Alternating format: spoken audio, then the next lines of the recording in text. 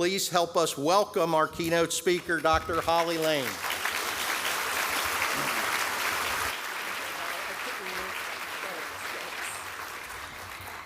Thank you and good afternoon. I'm incredibly honored to have this opportunity to talk with you all about my greatest passion, literacy. I imagine you would agree that the most important mission of every elementary school is teaching children how to read. In too many schools, however, kids are not getting what they need. Let me explain why by talking a little bit about the reading process and what children need to become proficient readers. One of the most useful ways to think about how reading development happens is called the simple view of reading. Although its name may suggest otherwise, the simple view does not suggest that reading is simple. Instead, it just provides a simple way of understanding a complex process. The simple view is that reading comprehension is the product of decoding and language comprehension. Decoding is the ability to read words on the page.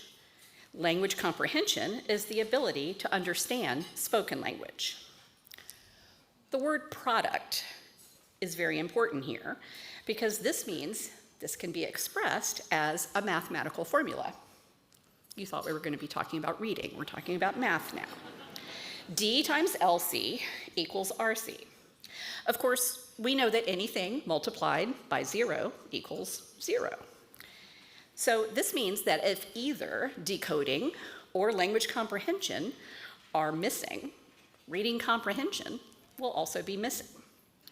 If either is weak, reading comprehension will be weak. To become a proficient reader, you need to be able to read both the words on the page and understand what they mean. Unfortunately, reading instruction is one of the most contentious topics in the field of education. For many decades, there have been educators who insist that learning to read is much like learning to speak, an entirely natural process. For children who struggle, all they need is more encouragement and time for things to click, whatever that means. This perspective could not be further from reality. It's simply wrong. Children do learn language comprehension naturally, but most children need explicit and systematic instruction in decoding. We call this phonics. An enormous body of evidence from multiple fields of study, sometimes called the science of reading, has demonstrated that there is actually very little variation from one learner to the next in how we learn to read. The literacy problems we're seeing today can largely be attributed to a movement away from teaching phonics. This began nearly 40 years ago in what was known as the whole language movement. Whole language was based on that faulty assumption that learning to read is natural. The leaders of this movement convinced many educators that phonics was boring and unnecessary.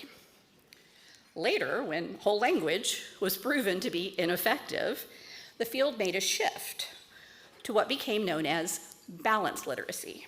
That sounds great, doesn't it? Balanced literacy? Oops. Prominent faculty from well-respected and prestigious universities developed programs based on this balanced literacy approach. Before long, these programs were adopted by the vast majority of classrooms in the United States. The problem was that teaching children to read words was not really emphasized in the balanced literacy approach, the way that it was when we were growing up. Think about a child who stands at the shallow end of a pool. He shouts, "Look, Mom, I'm swimming," right? He pretends with all the right arm motions to swim across the pool, even though he's obviously just walking. This is how your children and grandchildren may actually be learning to read. These widely used programs actually teach children to guess words based on pictures rather than sounding them out. Here's some pages from a balanced literacy program. Beginning readers aren't expected to actually read the words elephant or giraffe. Instead, they're encouraged to guess those words based on the illustrations and the repetitive, predictable language pattern. Widespread use of these programs has led to the literacy crisis we're in today. Precious resources are being poured into remedial services to get kids caught up, rather than set up for success. You can think about the immense nature of the problem this way. Imagine that you and a friend are sitting by a river, enjoying the day, when suddenly you hear shouting and cries for help coming from the water. You look over and you see a child being carried downstream by the current. He can barely keep his head above water. You and your friend jump into the water and pull the child to shore. But before you can even catch your breath, another child drifts into sight, then another, and another, all struggling to stay afloat. You know that if you can't save them, they will run into even rougher water just downstream. Just then, you look up. You notice your friend walking away.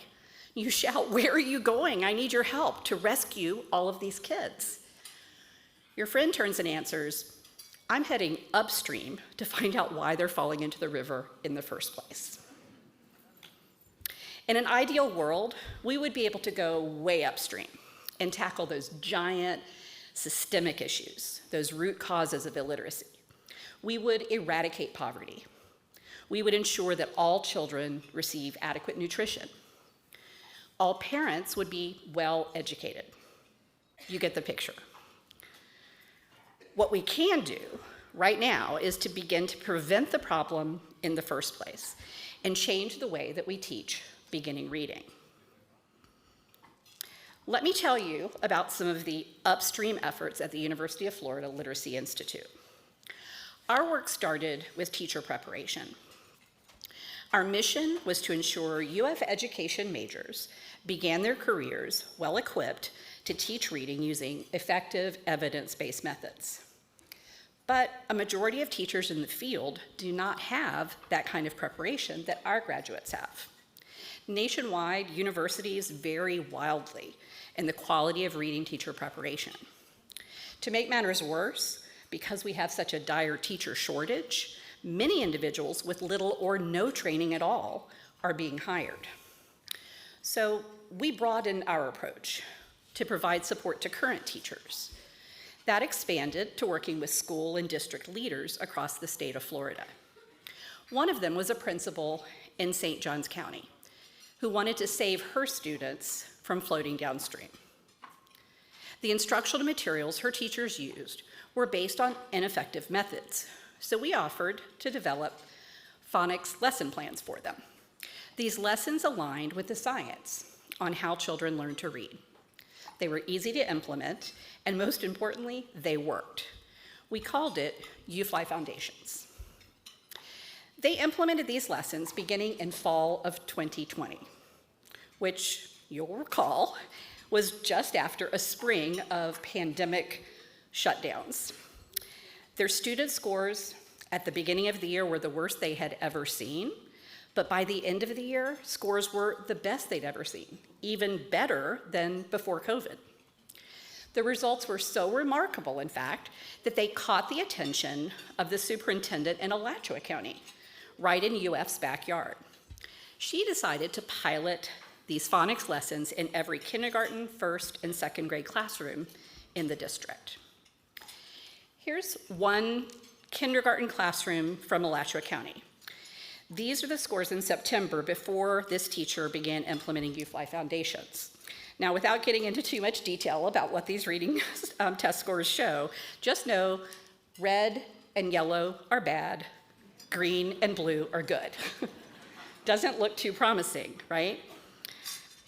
But here are her scores in January, after just 4 months of effective instruction. With effective instruction, this teacher had completely turned this class around. By mid-year of that pilot, we were seeing this all over the district, and we realized we had something really special on our hands. So we decided to publish the lessons in a manual to make the program available to teachers everywhere. We designed it to be as accessible and as affordable as possible. The simple design means that even teachers with limited knowledge of teaching reading can learn how to be better reading teachers just by implementing the program. We also created online resources and a space where teachers could ask questions and have them answered by the developers of the program. We never could have anticipated how hungry teachers were for exactly this.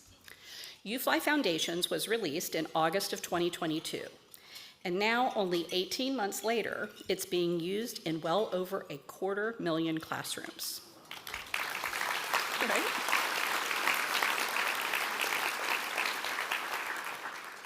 It's being used all over Florida, all over the United States, and all over the world. Its spread is entirely by word of mouth. We have not advertised at all. Word of mouth from one teacher to another. It's important to know that we couldn't have done any of this alone without the support of people in the community who recognize the importance of this work.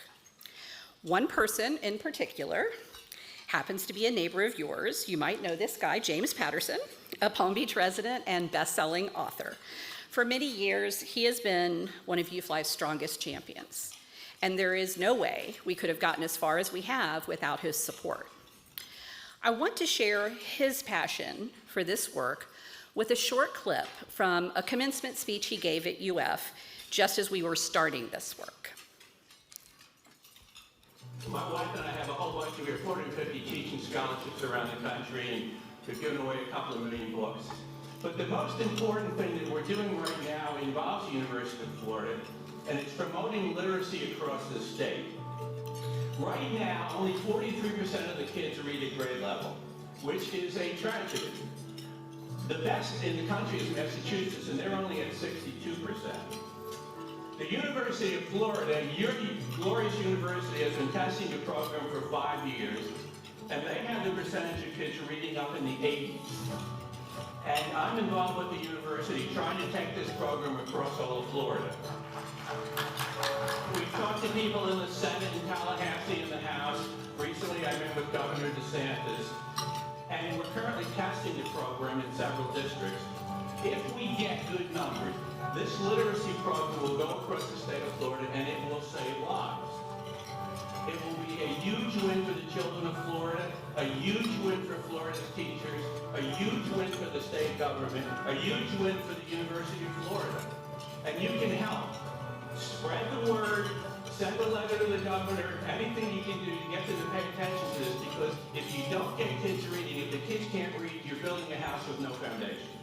If our literacy program works across the state, go Gators. Let me hear it. Go Gators. Right? Thank you so much.